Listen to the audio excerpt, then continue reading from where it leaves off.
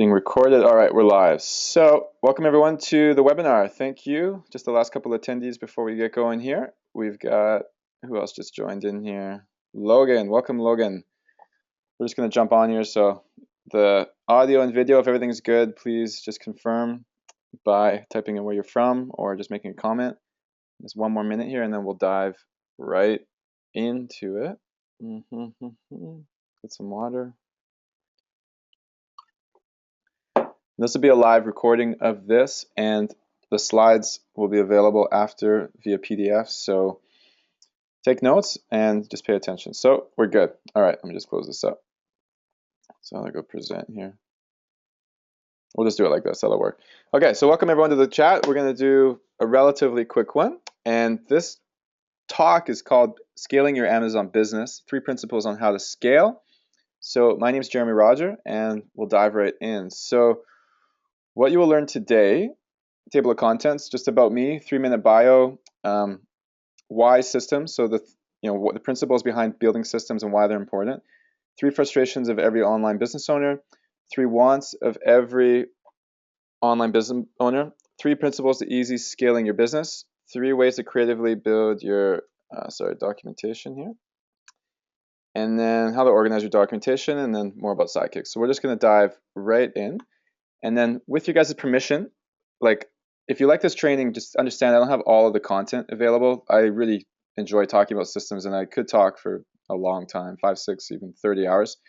So I could train you on a long time. I don't have all the time right now today. So what I'm going to do the next hour is deliver what I think is the most important information. And if you like that information and want to learn more, with your permission, I'll just talk a little bit about Sidekicks and some of our training programs, and it'll be very quick at the end. So with that, to get the most out of today, please hold your questions till the end. Just write them down. I'll check in on, the GoToWebinar thing here, especially for audio and sound. Making sure it's all good. Virginia, Houston, West Moyer. Okay, awesome. Logan, I was in Houston just recently. So for the questions, hold it till the end. Any technical difficulties, just bear with us and ask a question. I'll just check in it pretty quick.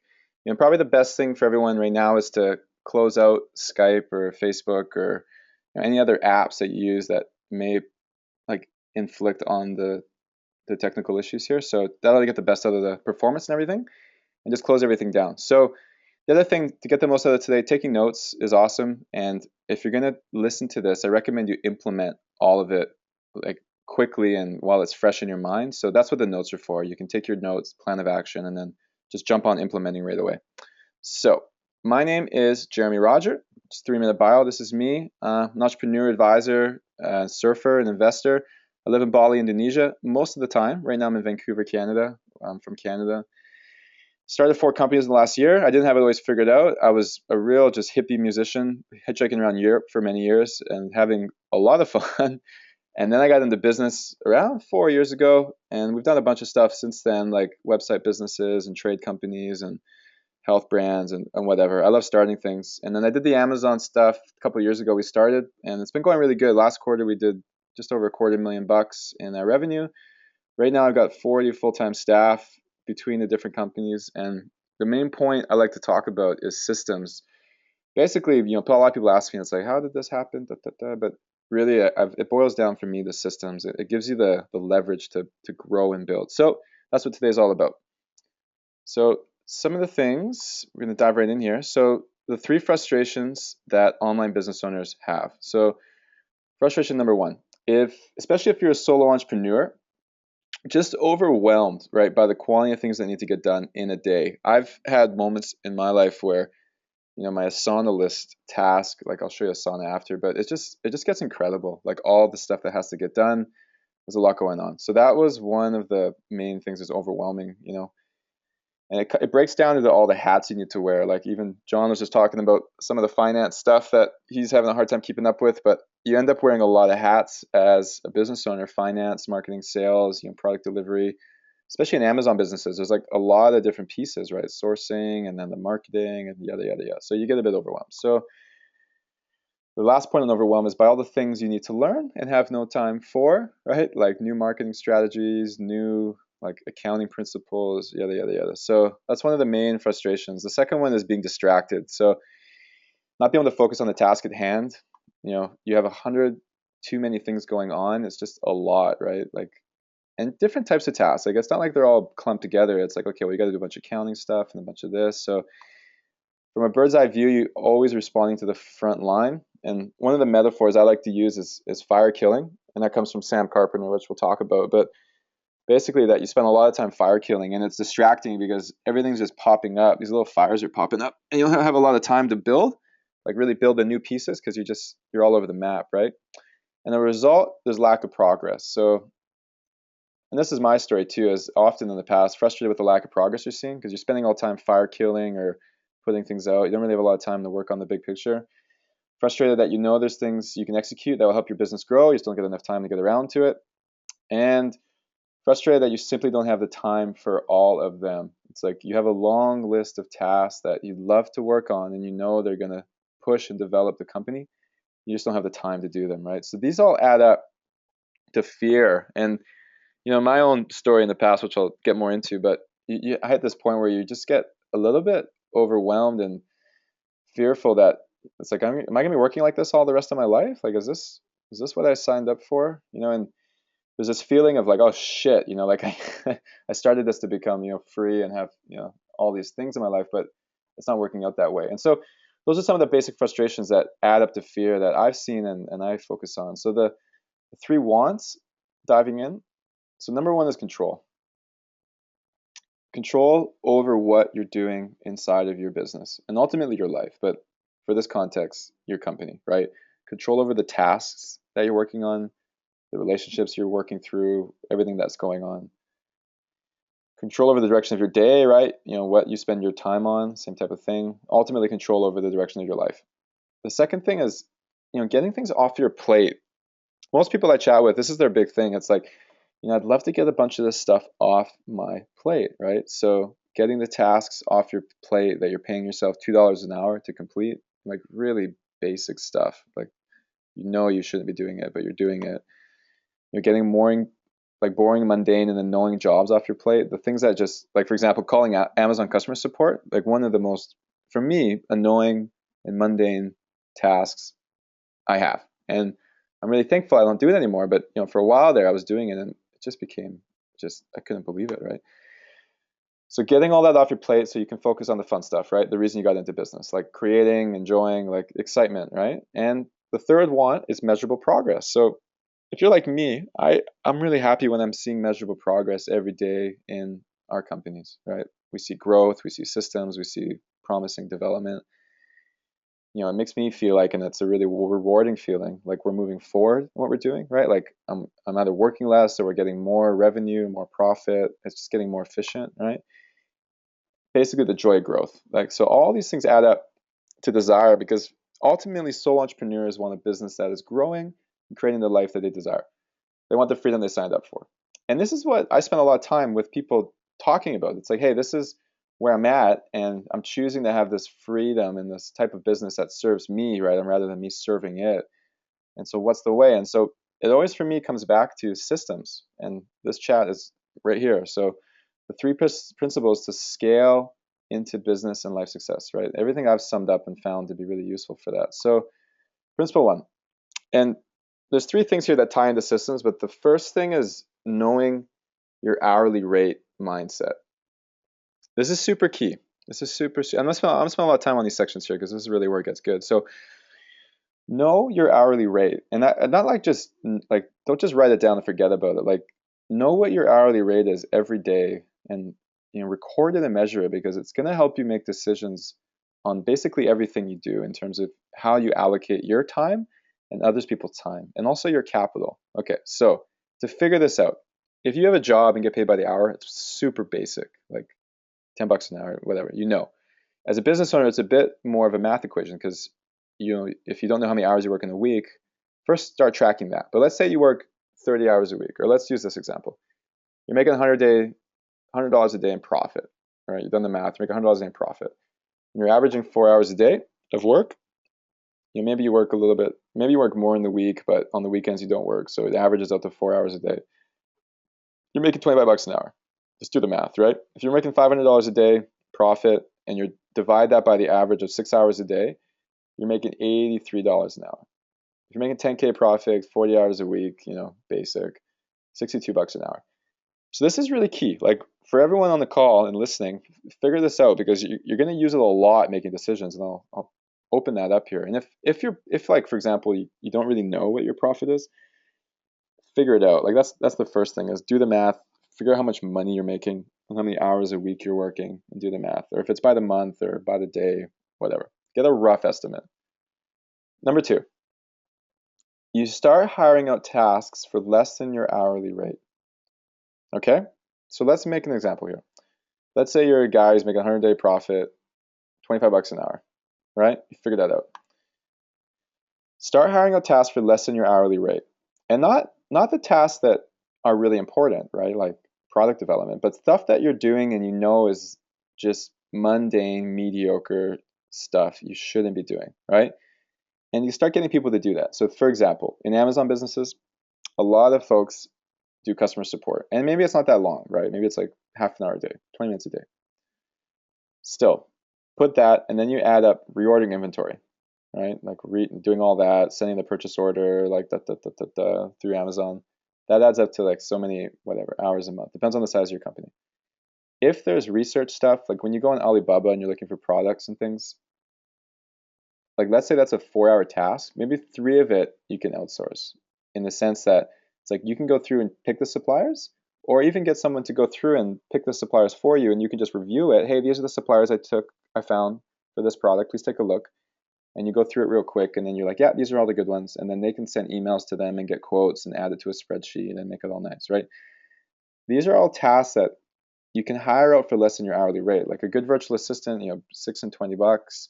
Customer support person, $8. Operations manager, $8. Marketing, bookkeeping, whatever. But what happens is that, I think it's on the next slide here. So you delegate other tasks while you focus on more important tasks. So for example, new products, like new product development, is a very important task, right? That's not something you wouldn't primarily outsource that, like maybe the sourcing of it and all that, but like coming up with a new product and discovering a new idea that's going to serve the market and be unique, that's pretty high leverage, right? Like that has a big payoff potential. So if you, for instance, save a couple hours a day, let's say you got a few of these things off your plate, right? Then you can spend your time, and your time is valued at $25 an hour or whatever. Then you can spend your time working on more important shit, like new products, new product launches. So building new funnels or setting up a new launch or opening up a new marketing channel, for example, Facebook advertising or something like that. Working on new key partners. Let's say you've got people who want to buy your product wholesale, all that. And let's say you don't yet, but you want to start having some direct sales, right? Like prospecting, getting that out. One thing you can do is start a new business, or like that's kind of my story, which I'll get into, but I did the math one day and I recognized that starting a new business had a bigger ROI than, doing the task on the other stuff. So the whole point is that you get back into the money making game, like the new money making game, rather than the running the business game. Because when you're just running the business, it doesn't necessarily mean it's growing, right? Like some tasks produce growth, right? New products, acquiring new customers, increasing marketing. Other tasks maintain the company, like all the operation stuff, all the, it's like getting the product to the warehouse and like making sure the people at the port get paid and all the accounting and all there's a lot to it. That's all stuff that keeps the business going, but doesn't necessarily grow the business. So if you spend all your time doing that, which happens, people get bogged down, right? Like they spend a lot of time working on tasks that grow the company, like new product, new marketing, yada, yada, yada. And then they hit this point where all of a sudden they're spending most of their time just maintaining the business doesn't grow anymore, right? Because no one's doing the growth stuff. You're just doing the maintaining stuff. So the idea is to delegate. I'll get onto this next thing. So knowing your hourly rate gives you the roadmap for making decisions about team building, because the principle is always, always, always delegate lower level tasks that are required, right? If you have extra shit, don't do it. But for stuff that's required, so always delegate lower level tasks and focus on higher level tasks, right? And by doing this, basically you get all the low-level stuff off your plate and you can focus on the high-level tasks. So the more energy you can invest on high-level tasks, the faster your company will scale.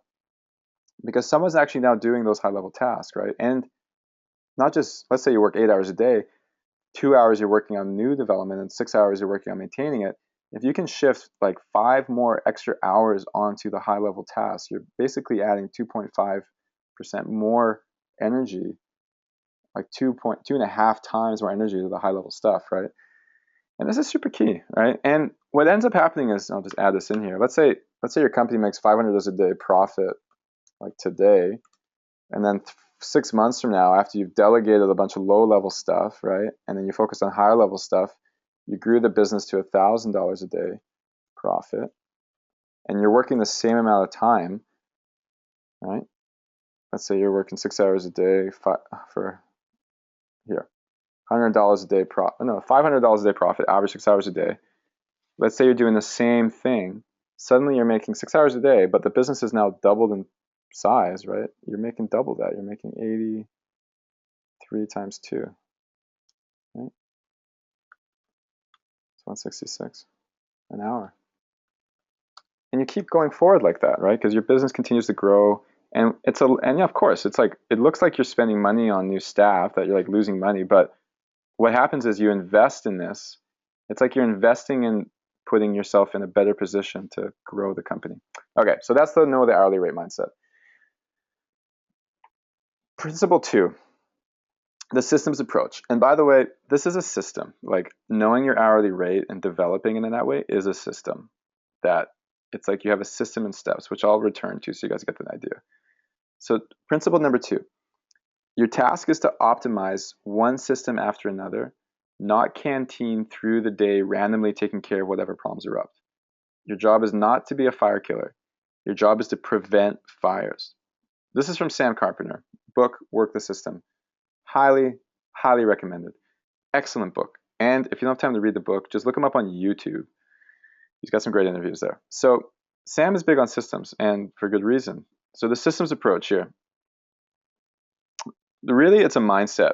Most clients I help with and work with, it's like, get the systems mindset in your head, because when you do that, it changes everything, right?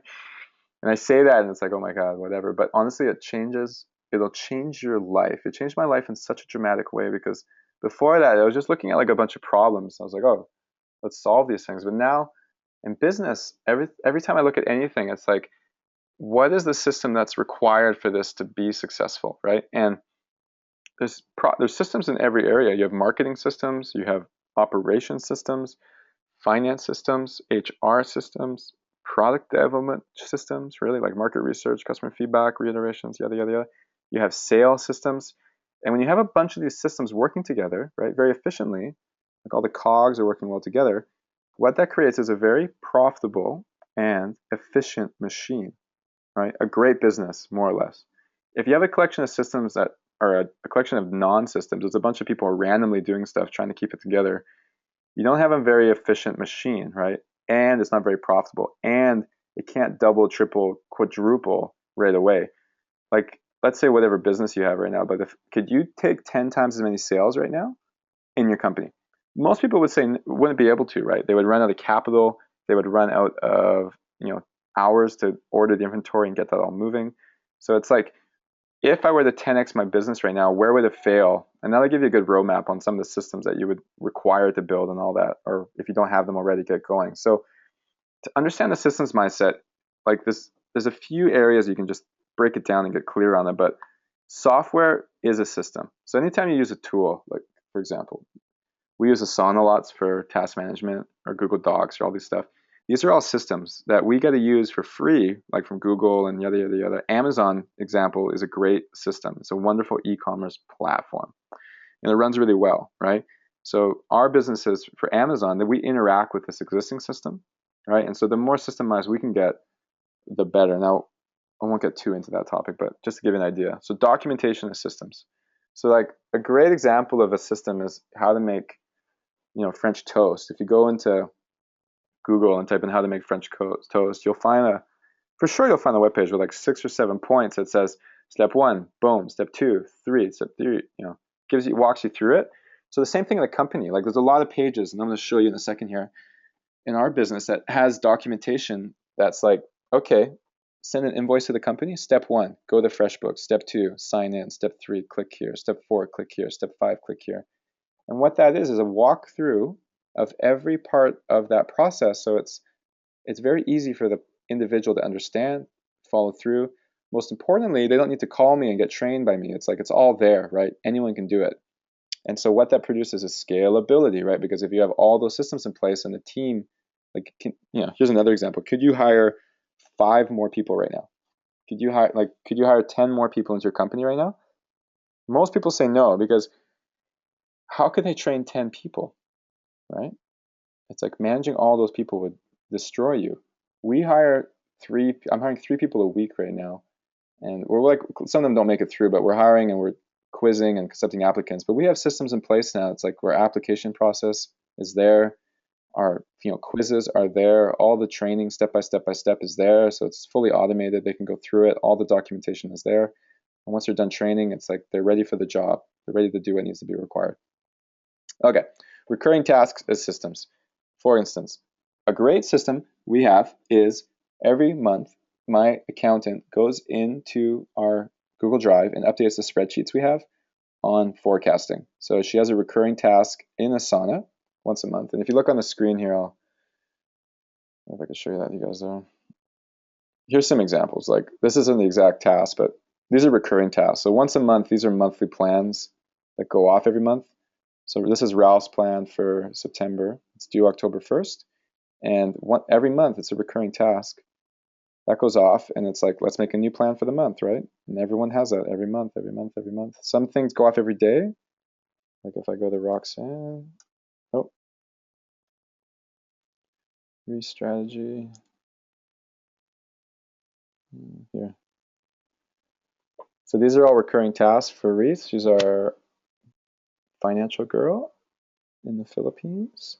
So these are all daily stuff, like daily customer service, daily sprint goals, daily client invoices, bi-weekly pay, sidekicks. These are all daily stuff. And this is a recurring task in Asana that goes off every day. So those are great examples of systems, right? Recurring tasks. Let me get this back open here. Okay, so the systems approach, I like to break it down into the 3 Ds. 1 is document, 2 is demonstrate, 3 is deadline. So document is, rather than just sit down and train someone over Skype, it's like, let's put this down on paper or in a video or in some format so it's there. So you have it, you have the instructions, you can always go back to it. It's like a manual. The second one is demonstrate. Personally, I love making videos like what I'm making right now for you guys. This is a system, actually. This is like a marketing and sales system that we're building right now. But an example of like invoicing the company, you could record a video of someone logging into FreshBooks and making an invoice and emailing it to the company, right? And then once that video's done, it's demonstrated. So they can see how it's done. They have the documentation and it's demonstrated. And then deadline, right? So for example, this is a daily task. It's due every day. And this is how it's done, right? It's like, here's the documentation. Go through all, assign all, address all, create tasks, complete this every day. Daily invoice client, step 1, open this up, step 2, boom, etc. And these have deadlines. These are due every day, or this one's due every second week, right? And these are all recurring, so it works really easily. So boom, boom, boom. These are the 3 Ds on systems. Now, I think that I'm just trying to give you guys a general overview here so you get the main ideas and all that, but really, I'll show you some more examples for a minute, but just get the principles now. So the success strategy, and you could boil it down, is if you build 1 new system a day, first thing in the morning, you're going to be on the fast track to having a lot of great assets in your company that you can use for the long term. Because step by step, each system you have, your infrastructure gets better, stronger. There's more of a back end to your company. And it's easier for new people to come on board and just get educated on their own on how things work, yada, yada, yada. That's on the to-dos. So getting smart with the tools. Most people on this call, I'm assuming, are kind of younger and they're working online. You guys are familiar with how tools work. So if you look at a restaurant, like some of their tools would be a do-a-tang with, this is how the company works, or this is how the business works, this is how you make a hamburger. That's great. For us, we can use a lot of online tools that are just super dialed. Some of the ones I love to use is Asana, which I showed you. I'll show you some more. YouTube, love it. We use, like, for the 3Ds, basically the document stuff, we use Google Sites. And I'll show you some of that here. This is, I'll show you, Client Lab is a good example right here. So this is a Google site. This is one. This is like all the documentation on how stuff works. Chandali brand. For example, like, this is what the onboarding page. It's like, hey, here's a video. This is a 1-hour video of me training one of our new staff members. Checklist. I talked about that FreshBooks example. Let me just take a look here. FreshBooks. So for instance, this is a great page. This is how we send invoices to the company, because everyone's a contractor. We require invoices. So FreshBooks, click here, do this. Here's, there's the image. Then do this, and then do this, and then do this, and then do this, and then do this, and then do that. Yada yada yada, and eventually it's done. Right? Anyone could do it. So this is Google Sites. It's a free website service by Google. We use it a lot in all the companies I work on. You can theme them differently, right? Like, this is some of the Google Sites training stuff we have for Sidekicks. It's just very easy. You can embed videos in there. You can do whatever you want. So, loving it. That's for documentation. Google Sites is great. It's a bit like Google Drive, but it's better because you can search. The whole thing is search textable, and you can put videos inside. Fantastic. Demonstrate. I personally love using ScreenFlow. Right now I'm using GoToWebinar with you guys, but the principles are the same. It's like, record your screen, make something awesome, and then I'll upload it to YouTube. We have a private YouTube channel we use, and then everyone can use it. They're good to go. Deadline, Asana, like when are due dates, what the task is. I showed you guys some of that stuff already. It's like, some of my tasks here. For example, run webinar Tuesday, boom, bada, boom. So all that's in there.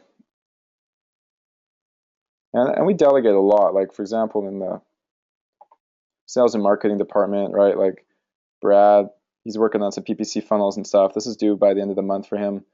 It's a pretty big task. Some in tech strategy stuff. It's like, here's the outcome.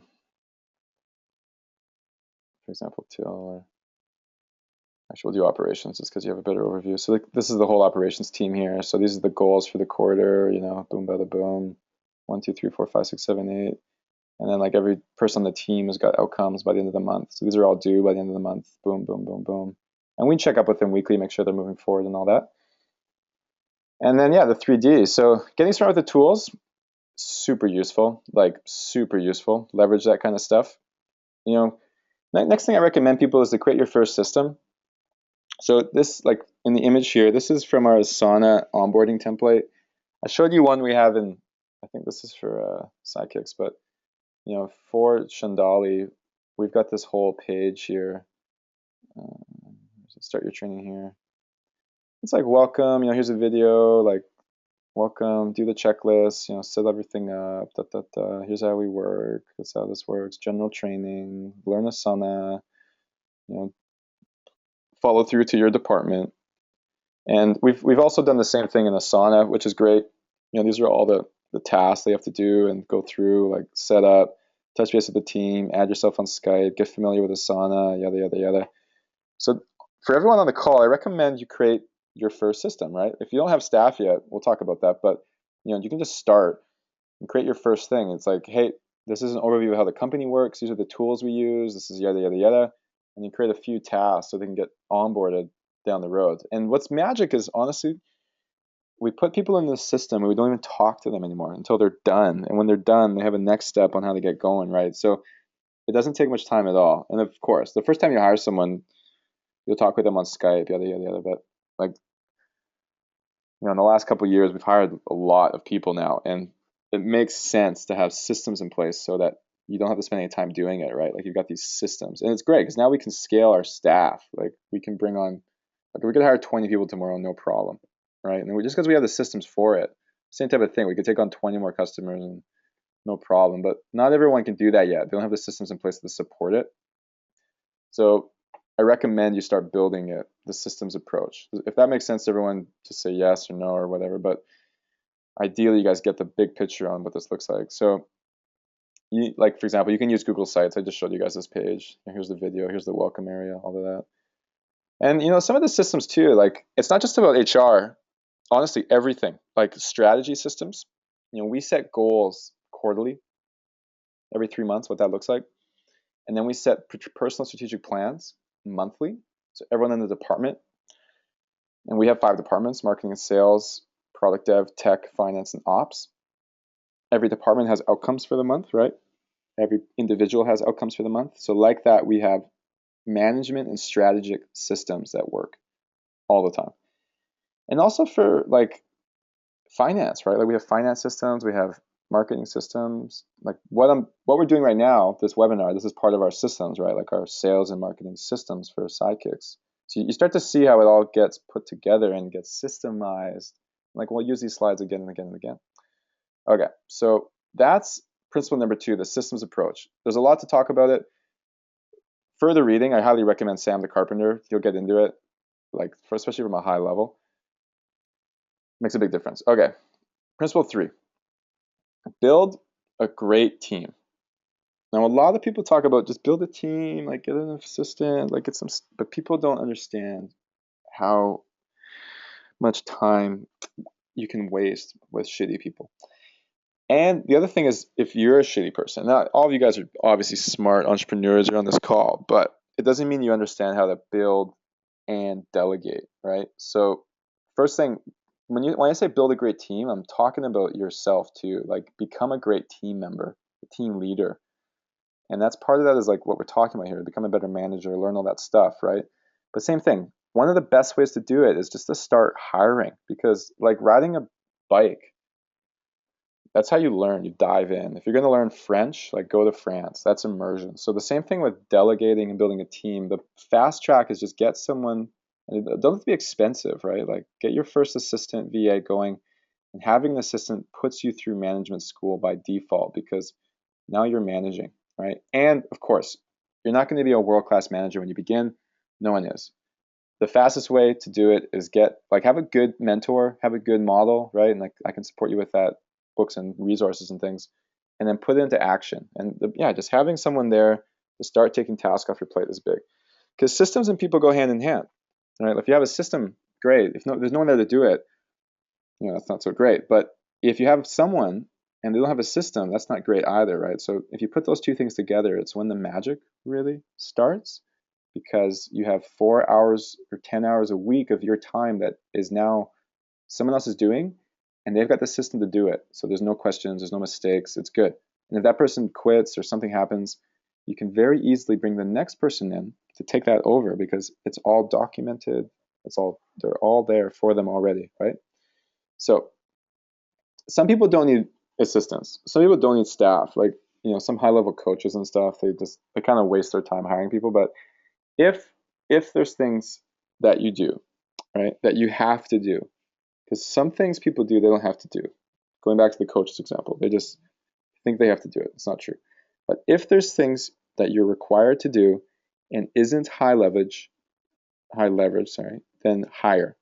Period. Because the longer you do those tasks, like every time you do a task that isn't serving your ultimate outcome, right, of your life, like, what you want to do every day, and isn't serving the business growth because it's keeping you from working on higher level stuff, then of course it's time to hire, because people aren't very expensive, right? Like there's a lot of staff, doesn't cost a lot. And for a lot of people it's scary. Well, it's like, oh, I don't know if I can hire, they're afraid of being leaders, but that's the way to learn, is get on it, and it supports you in the long term, right? Because have a sip of water here.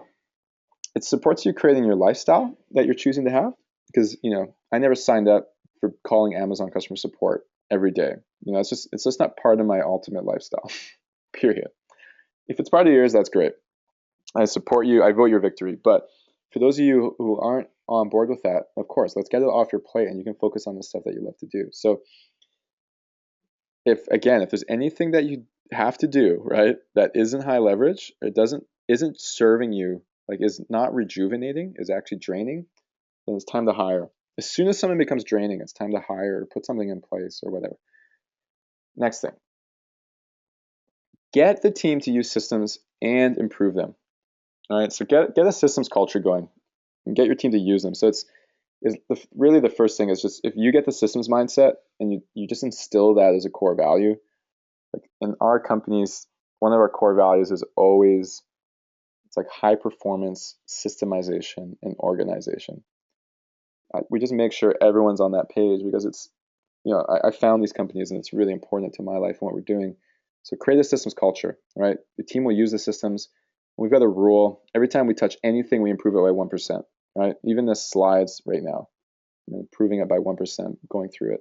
Because like that, everything gets better and better and better, right? Even if it's one spelling mistake or one whatever, every time you touch any system, just improve it. And that gets the culture going. Next thing. Okay, so grow your company, right? Scaling breaks down to two elements, people and process.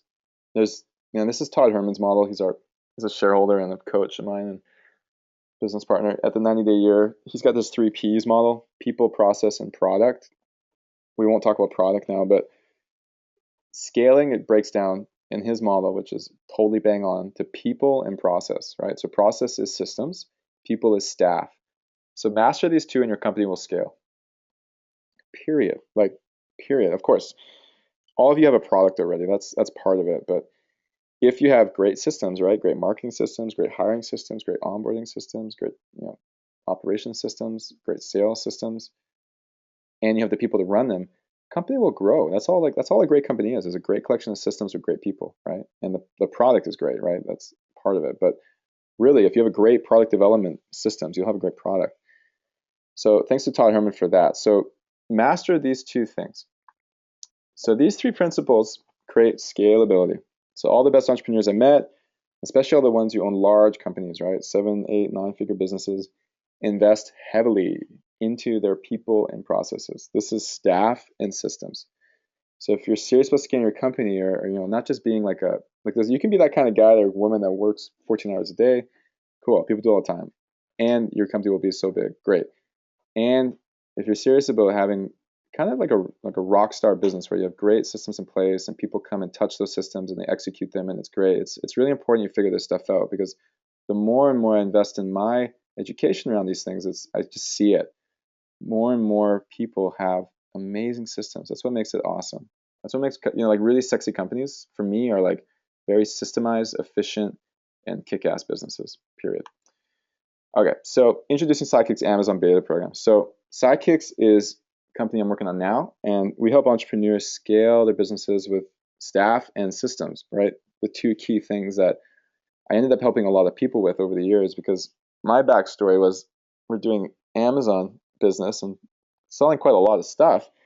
And people always ask me, hey, Jeremy, I know you've got all the staff and you got this wiki, and I'm kind of overwhelmed right now. Like, how can I get that same kind of thing set up? So, after enough phone calls and Skype calls, we started Sidekicks as a way to help people doing that, because we had enough people interested off the bat. So the Amazon beta program it's a new offer we're working on. We did 1 round about a month ago. It went really well. We're looking for the next 5 people to get going with us. So Sidekicks, we have the general virtual assistant product, which is going really well. And the one we're working on now is the Amazon beta group. So we have the VAs, we have Amazon training for the VAs, and we're just looking for more clients to help beta test the service and get live feedback from. So as a beta test user, you will get a handpicked Amazon trained VA, all the Sidekicks training. So like everything we talked about today, but way more in depth.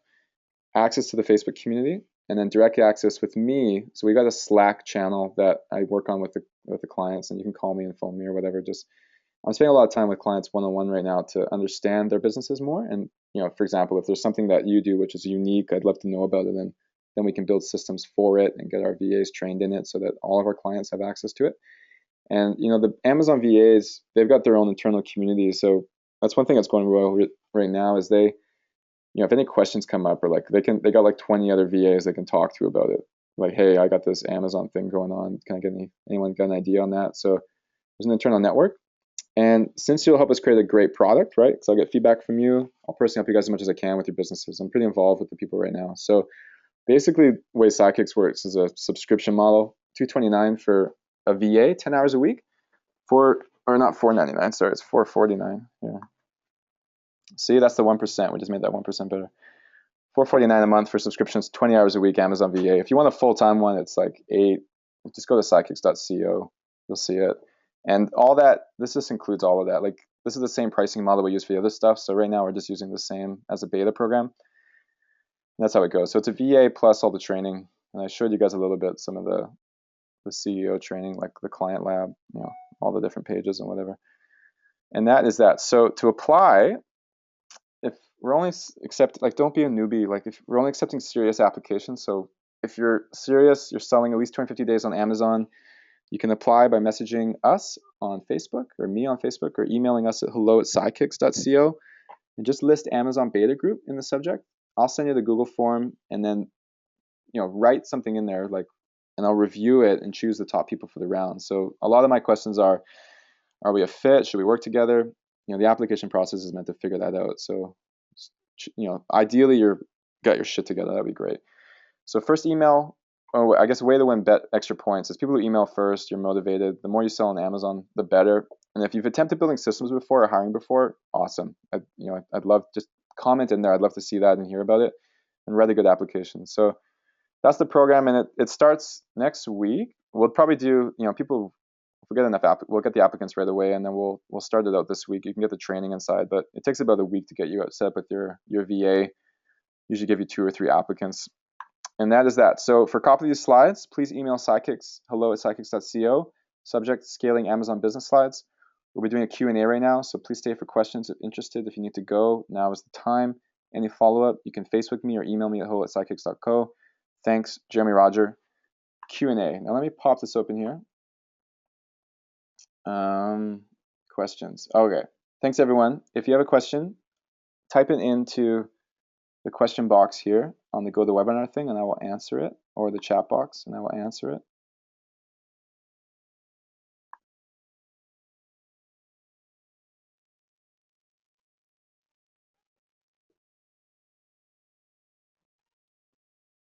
Let's see if it's coming up here.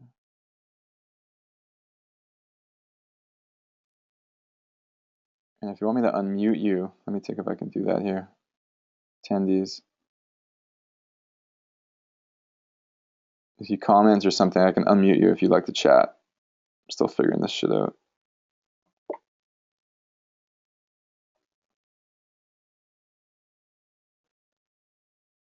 One, two, one, two, one, two, one, two, one, two, one, two.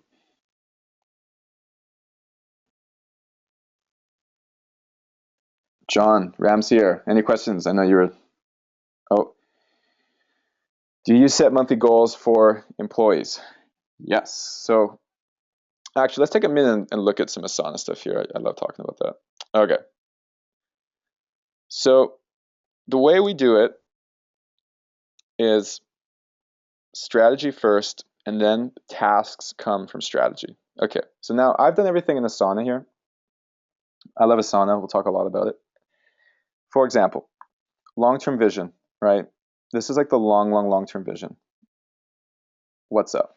3 to 5 year targets. We've got to do a little bit of work here, but 1 year priorities. We got the 1 year goals here. Goals for this quarter, right? Fundraising, content marketing, Now, this is like overall stuff, right? Sales and marketing. Typically, I like to break departments into 5: sales, marketing, product dev, operations, and finance. Right now, we have a tech department, and so I put marketing and sales together just because we're building a lot of software right now. Now, every department has goals, right? So let's take a look here. Sales. These are the top 5 goals for sales this quarter. The Department of Sales, right? Boom. Same thing for operations. Operations strategy. Here's the top 5. I think ops has got a lot because we're doing a lot, but here's like the top 5 or 6 or 7 goals for operations this quarter, sorry. And then all the employees, right, have a department that they belong to. So here, James, Jeremy, and Brad are all in here. I don't know why James's task is gone. Let me take James here. So these are the marketing and sales guys. Me and James and Brad. And what we do is every month we have what we call a personal strategic plan, aka a goal, right? So for Brad's an intern, so he's not doing a huge amount of work, but his outcome right now is to build the PPC funnel, right? That's his outcome for the month. James, last month, he was doing the conversion pixel stuff for retargeting, media, 10 podcasts or interviews, marketing KPI, dashboard, right? Some of my outcomes. It's like new revenue, regular VA webinar, right? Amazon sales page, pricing, yada, yada, yada. So finance, team. Here's the goals for finance this quarter, right? 1, 2, 3, 4, 5. Capital, bank account, all this stuff. Personal strategic plan, right? These are my finance outcomes for the month, right? Arlene. And I don't know why Reese isn't here. Oh yeah, it's here. Reese is here. No. How come this isn't? Anyway. Reese should have the same thing. Top 5 goals for the month, right? What she got to do this month. Yada, yada, yada. So these are all the key items. And I'll show you in this other company. And this might be a little bit unorganized here because I'm not really managing it myself. But ops and finance, right? Same thing. Q3 goals. What's up? Personal strategic plan. What's up? Here's the outcome. So yeah, to answer your question, every employee belongs to a department and they've all got goals for the month, right? And what we have is 2 projects per department. One's called strategy, like I just showed you, and the other one's called tasks. So tasks are the things that just come up. Like if I'm working, I'm like, oh fuck, this has got to get fixed like right now. I'm not going to put that in the strategy document because it's small, right? These are all just tasks that people create and get assigned to, and this is really more dynamic. Like this happens every day. It gets like updated, cleaned out, whatever. Finance tasks. It's like all the shit that has to get done, right? So we have tasks in our world, and we have, and this deserves to be cleaned up a bit, but we have tasks and we have strategy. These are like the rocks, big rocks and pebbles, and then these are like the sand that gets done every day. Does that answer your question, Logan?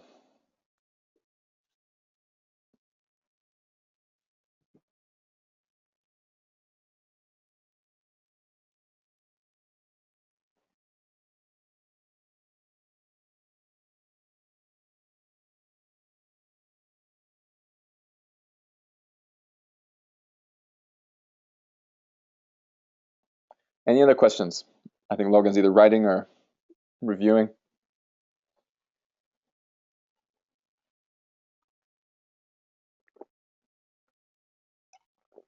Please use the question box in GoToWebinar. And forgive me if it's not clear on how to use it. I haven't really figured it out myself, but a couple of people have been able to do it. So, and John, I'll come back to your question here about biggest challenge. Just give me 1 second if someone asks. So for John's question here, accounting, keep track of sales, all that.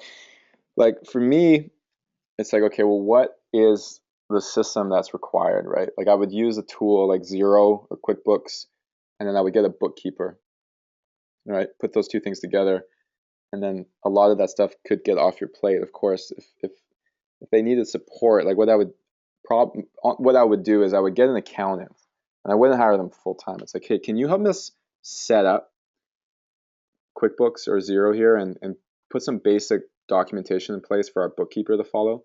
And I would give that to the bookkeeper and then be like, hey, can my bookkeeper call you or text you when she has questions? And you can just bill me for that. So I'd have this 3-way system going: the software, the bookkeeper, and the accountant.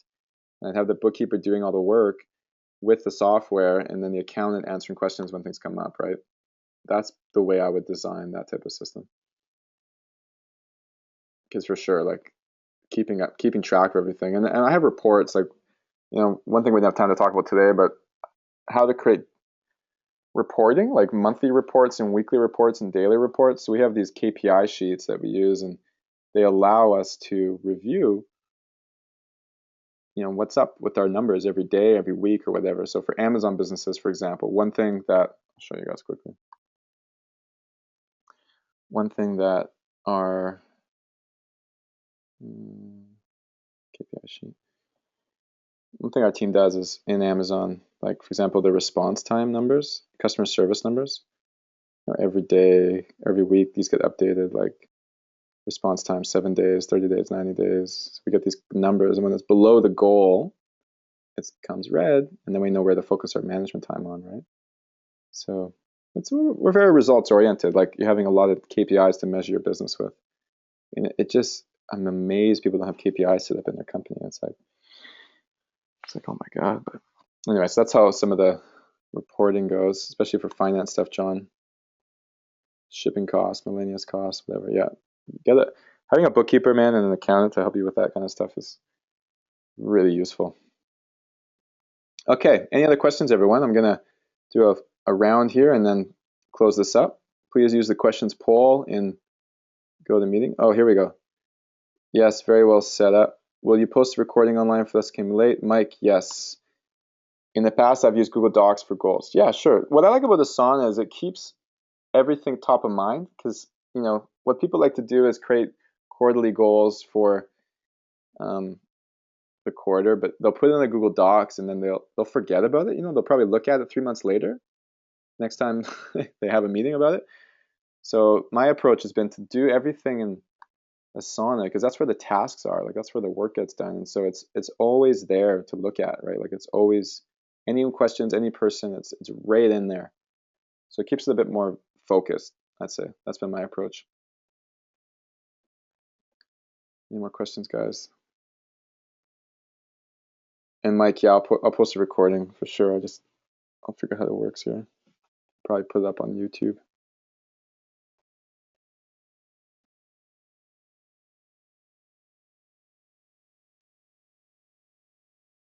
Okay, 1 more minute for questions.